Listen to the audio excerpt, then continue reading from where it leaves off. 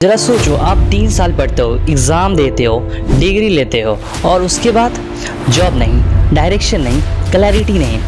ये सिर्फ एक स्टूडेंट की स्टोरी नहीं है, इंडिया के लाखों स्टूडेंट की रियलिटी रही थी 34 सालों तक। हमने क्या किया सर, डिग्री लेते गया, वन बाय वन डिग्री लेते गया, क्योंकि देखिए एग्जाम नहीं हो रही थी, तैयारी कर रहा है, सिलेबस बदल रहा है, एग्जाम कर जैसे कि एमएससी किया, एमएड किया, मैंने एमए कोटा लास्ट में ट्राइबल लैंग्वेज में किया, बीएड किया, सीटेट क्वालीफाई किया, नेट क्वालीफाई करने के बाद दुख है सर, क्या बोलूं, ये अपने दुख का कीड़ा को किसी का सामना नहीं कर सकता सर। तो संघर्ष से बड़ा ट्यूशन पढ़ा के मैं 2012 से ट्यूशन पढ़ा के अभी तक मैं पढ़ाई किया हूं और मैं कुछ भी हासिल नहीं कर पाया। हम एक ही घिसी पिटी एजुकेशन सिस्टम को फॉलो करते आ रहे थे। करियर को 3 स्ट्रीम्स में रिस्ट्रिक्ट कर दिया गया था, साइंस, कॉमर्स और आर्ट्स। अगर कोई स्टूडेंट साइंस ले लेता है और उसका इंटरेस्ट साइकोलॉजी में भी है तो वो चाह कर भी उसको नहीं पढ़ सकता था, उसको अपनी स्ट्रीम के किसी और सब्जेक्ट को पढ़ना पड़ता। पर अब सब बदल चुका है। अब स्टूडेंट मेजर फिजिक्स में और माइनर हिस्ट्री में कर सकता है। यूनिवर्सिटी में ही स्टूडेंट इंडस्ट्रियल स्किल सीख सकता है, इंटर्नशिप कर सकता है। ये सब हो पाया NEP 20 के कारण। राष्ट्रीय शिक्षा नीति 21वीं सदी के भारत की नए भारत की फाउंडेशन तैयार करने वाली है।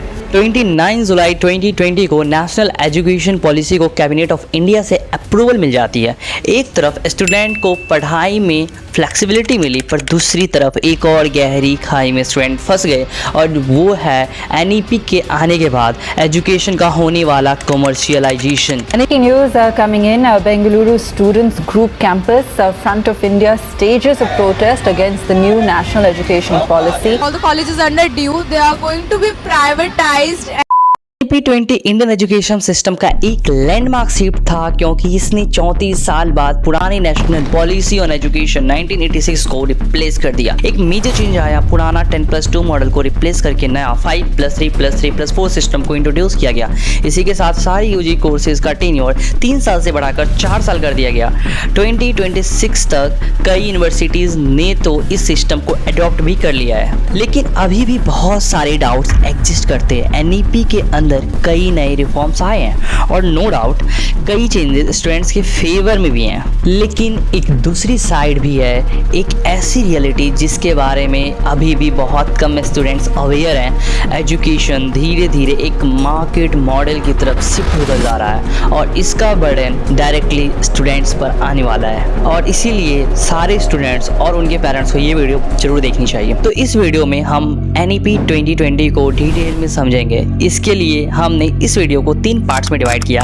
पार्ट 1, इस नए मॉडल में एग्जैक्टली क्या चेंजेस आए हैं और क्या चैलेंजेस हैं इनमें। पार्ट 2, वो हिडन नेगेटिव इम्पैक्ट्स क्या हैं जिसमें स्टूडेंट्स फंसने वाले हैं। और पार्ट 3, क्यों सदर्न स्टेट्स ने इसको अपोज किया है। द हिंदू की इस रिपोर्ट के अकॉर्डिंग NEP का टारगेट है हायर एजुकेशन में ग्रॉस एनरोलमेंट रेशियो यानी GER को 50% करना, जो कि अभी 28% पर फंसा हुआ है। चाइना जैसे कंट्रीज ने तो 60% अचीव कर लिया।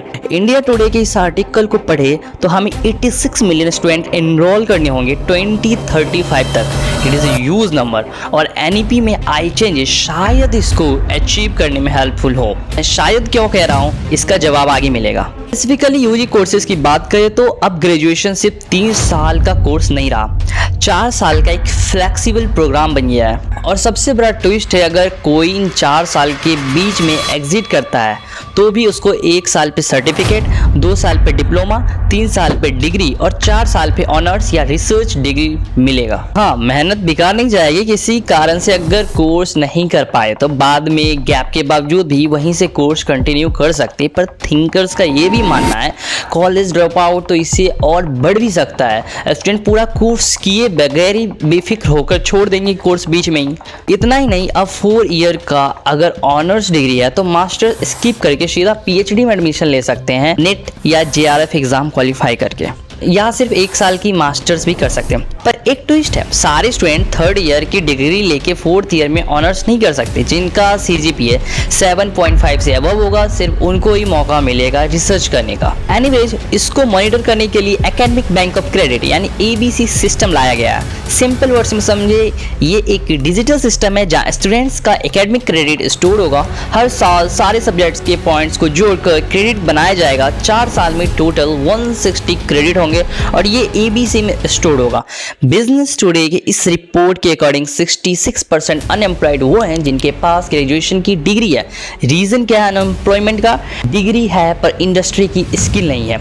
एनईपी एक गेम चेंजर हो सकता है यहाँ पे, क्योंकि नए कोर्सेज को इंट्रोड्यूस किया गया जो कि इंडस्ट्रियल स्किल सेट डेवलप करने में मदद करेंगे। पहला है सिक स्किल एनहांसमेंट कोर्स। इसमें digital skills, communication skills, data and practical tools सिखाए जाएंगे सो डैट पढ़ाई के साथ साथ इंडस्ट्रियल स्किल्स भी डेवलप हों। दूसरा है वीएसी यानी वैल्यू एडेड कोर्स। वीएसी का फोकस है एथिक्स, एनवायरनमेंट, सोशल अवेयरनेस, ताकि स्टूडेंट सिर्फ एम्प्लॉय नहीं एक अवेयर सिटीजन भी बने। तीसरा है एईसी यानी ability enhancement course. AEC courses basic abilities improve करते हैं। इसमें मोस्टली लैंग्वेज है जो स्टूडेंट को 2 साल तक पढ़ना होगा।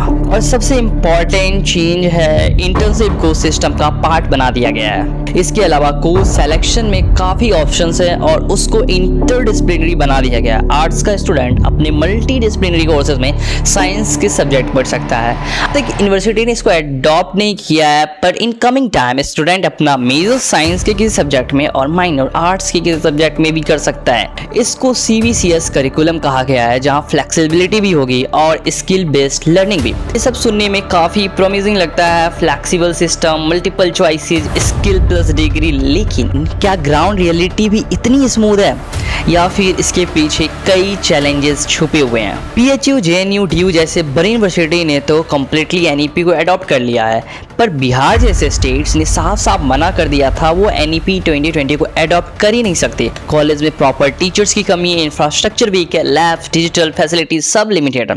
अब सोचने वाली बात है, जहाँ बेसिक क्लासरूम और फैकल्टी कंप्लीट नहीं है, वहाँ सिक, VSC और AEC जैसे कोर्सेज कैसे इफेक्टिवली चलेंगे? ये ग्राफ है उन कंट्रीज का जो अपने GDP का शेयर एजुकेशन में इन्वेस्ट करते हैं। कई डेवलप्ड कंट्रीज 6% से ज़्यादा एजुकेशन पर खर्च करते हैं। इंडिया 3% से कम इन्वेस्ट करता है एजुकेशन में। ये NEP में बढ़कर 6% होने वाला था, पर स्टेट के कंट्रीब्यूशन को भी ऐड कर ले तो अब तक 4% तक ही पहुंच पाए हैं। एजुकेशनल फैसिलिटी अच्छी करनी है, क्वालिटी एजुकेशन प्रोवाइड करनी है, तो इस फील्ड में एक बड़ा इन्वेस्टमेंट जरूरी है। एजुकेशन कोई एक्सपेंस नहीं है, ये इन्वेस्टमेंट है इंफ्रास्ट्रक्चर बनाने के लिए, फैकल्टीज इंप्रूव करने के लिए और एक स्किल्ड जनरेशन क्रिएट करने के लिए। अगर आज 6% इन्वेस्ट नहीं किया तो कल अनएम्प्लॉयमेंट, स्किल गैप और देखने को मिलेगा। अमर उजाला के इस आर्टिकल को देखिए तो BHU में LLB कोर्स में 12,000 तक फ़ी हाइक देखा जा रहा है। वही हॉस्टल की फीस में 50% तक फीस बढ़ा दिया गया। इसके अलावा PhD की फीस जो कि 1940 हुआ करती थी उसको बढ़ाकर 12,000 कर दिया गया। स्विमिंग की फीस पिछले साल 1150 थी, उसको इस साल बढ़ाकर 1650 कर दिया गया। इसी तरह यूनिवर्सिटी अपनी अलग अलग कोर्सेज में फीस बढ़ाई जा रही है। ये सिमिलर ट्रेंड हर यूनिवर्सिटी में देखा जा रहा है। कई यूनिवर्सिटी में बच्चे इसके अगेंस्ट प्रोटेस्ट भी कर रहे हैं। हॉस्टल नियमों को लेकर के JNU के छात्र विरोध प्रदर्शन कर रहे हैं। वसंत कुंज में विरोध प्रदर्शन चल रहा है। पुलिस से भी छात्रों की झड़प की तस्वीरें सामने आई है। ऐसी यूनिवर्सिटी में वैसे बहुत स्टूडेंट आते हैं जो इकोनॉमिकली स्ट्रांग नहीं होते। अगर इसी तरह कोर्सेज की फीस बढ़ाए जाने लगे, हॉस्टल का चार्ज बढ़ता रहे, तो समाज का एक बड़ा हिस्सा यूनिवर्सिटी तक पहुंच ही नहीं पाएगा। एक तरफ हम कहते हैं हमारा टारगेट इनरोलमेंट को बढ़ाना है, पर ये नया फीस स्ट्रक्चर शायद कुछ और कह रहा है। इससे यूनिवर्सिटी में ड्रॉप आउट रेट और देखने को मिल सकता है। और ये सब का कारण न्यू एजुकेशन पॉलिसी का फंडिंग मॉडल को शिफ्ट कर दिया गया। पहले यूनिवर्सिटी को गवर्नमेंट से डायरेक्ट ग्रांट मिलता था, अब उसको लोन बेस्ड फंडिंग में कन्वर्ट कर दिया गया है। अब यूनिवर्सिटी को अगर अपने इंफ्रास्ट्रक्चर के लिए 100 करोड़ चाहिए तो उसको हेफा से लोन लेना पड़ेगा। प्रिंसिपल तो गवर्नमेंट पे कर देगी धीरे धीरे, पर इंटरेस्ट का अमाउंट हर साल यूनिवर्सिटी को पे करना ही होगा। और यूनिवर्सिटी कहाँ से पैसे लाएगी? उसके लिए सबसे बड़ा सोर्स है स्टूडेंट की फीस। 1150 का कोर्स 10,000 में कर देंगे, 600 का हॉस्टल फीस 2,000 में कर देंगे। यूनिवर्सिटी इसी तरह तो लोन पे करेगी। कई south states like Tamil Nadu, Kerala, Karnataka इन्होंने NEP को अडॉप्ट करने से मना कर दिया है, या किया भी है तो पार्शियली। इसका रीजन है 3 लैंग्वेज पॉलिसी। उनका कहना है जब हम 2 लैंग्वेज में अच्छा कर ही रहे हैं तो तीसरे लैंग्वेज की क्या जरूरत है, और वो 3rd लैंग्वेज में हिंदी ही क्यों? सेंटर साउथ में हिंदी प्रमोट करने के लिए ज़्यादा पैसे खर्च करती है, जबकि नॉर्थ में साउथ लैंग्वेज को इनकरेजमेंट के लिए कुछ खास एफर्ट नहीं दिखाती। फ्री लैंग्वेज के नाम पर जबरदस्ती हिंदी थोपा जा रहा है। गवर्नमेंट ने तो तमिलनाडु को दी जा रही फंडिंग को भी रोक दी है। समग्र शिक्षा स्कीम के अंडर आने वाला 2000 करोड़ सेंटर ने विथहोल्ड किया हुआ है, और तब तक नहीं देगी जब तक तमिलनाडु NEP पूरी तरह से इम्प्लीमेंट ना कर दे। NEP से सेंटर का कंट्रोल बहुत बढ़ जाएगा और पैसों का बर्डन स्टेट्स पर आ जाएगा। यही रीजन है वेस्ट बंगाल और बिहार में भी NEP फुल्ली इनैक्ट नहीं हो पाया। कई अच्छे चेंज और एजुकेशन में फ्लेक्सिबिलिटी लाने वाली NEP में भी कुछ दाग है। आप अपनी राय कमेंट बॉक्स में डाल सकते हैं। और अगर आपने वीडियो यहाँ तक देखा है तो चैनल को जरूर सब्सक्राइब करें ताकि हम ऐसे वीडियोस लाते रहें।